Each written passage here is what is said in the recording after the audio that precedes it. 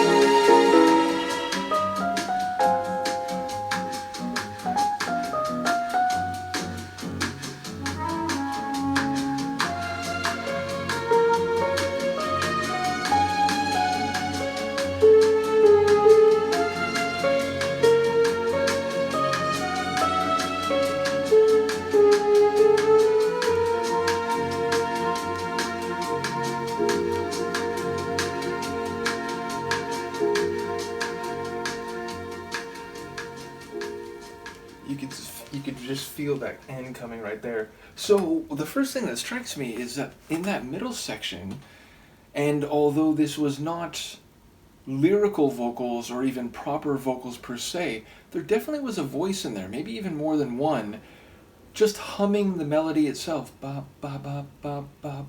It was sort of subdued under the instrumental parts, but I definitely heard it in two separate moments over the course of like a 10-15 second span.